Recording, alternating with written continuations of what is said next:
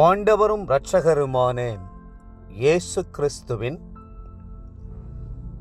ஈடு இணையற்ற நாமத்தில் அன்றன்றுள்ளப்பம் வாசகர்களுக்கு எங்கள் அன்பின் வாழ்த்துக்கள். 2024 ஆண்டு நவம்பர் மாதம் 20ஆம் தேதி புதன்கிழமைக்குரிய தின தியானம். இன்றைய தலைப்பு மரணத்தை காணாத ஏனோக்கு.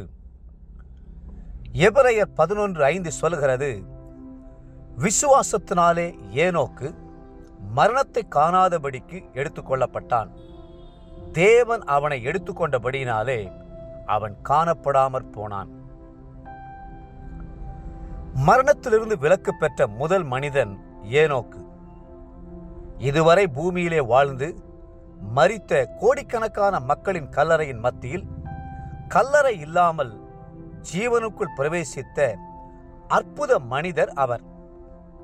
பழைய ஏற்பாட்டு காலம் கடந்து புதிய ஏற்பாட்டு காலம் முடிவு பெறுகிற வரையிலும் அவர் மரணத்தை பாராதது அதிசயமல்லவா?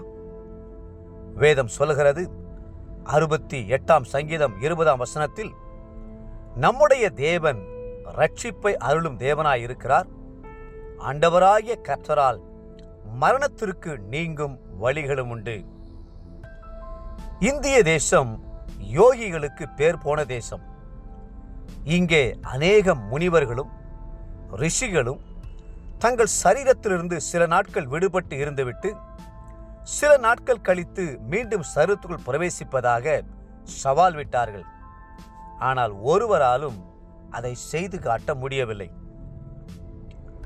மரணத்தை தான் காணப்போவதில்லை என்ற விசுவாசம் ஏனோக்குக்கு எப்படி வந்தது? ஏனோக்கு தேவனோடு சஞ்சரித்துக் கொண்டிருந்தபடியால் கர்த்தர் ஏனோக்குக்கு தமது 2வது வருகை பற்றிய ரகசியங்களையும் மரணத்தை காணாதபடி சரீரம் மறுரூபமாக்கப்பட்டு எடுத்து கொள்ளப்படுகிற ரகசியத்தையும் கூறி இருந்திருக்க வேண்டும்.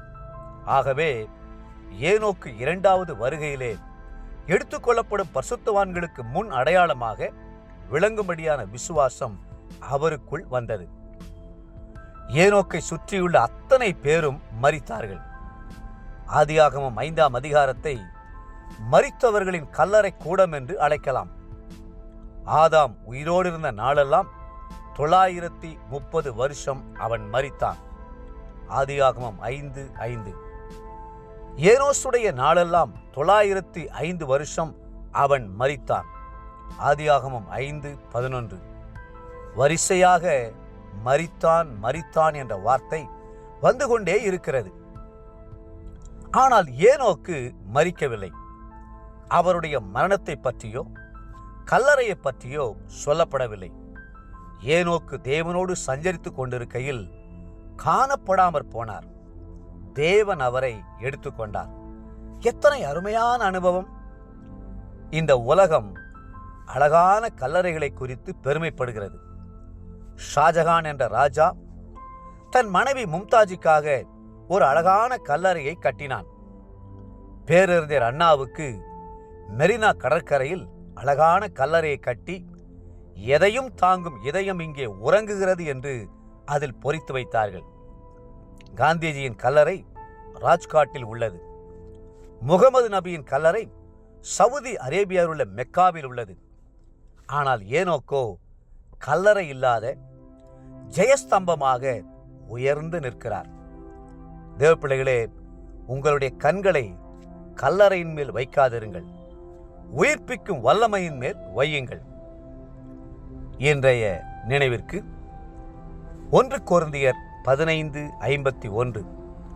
இதோ ஒரு இரகசியத்தை உங்களுக்கு அறிவிக்கிறேன், நாமெல்லாரும் நித்திரை அடைவதில்லை, ஆகிலும் கடைசி எக்காலம் தொனிக்கும் போது ஒரு நிமிஷத்திலே ஒரு இமைப்பொழுதிலே நாமெல்லாரும் மறுரூபமாக்கப்படுவோம்.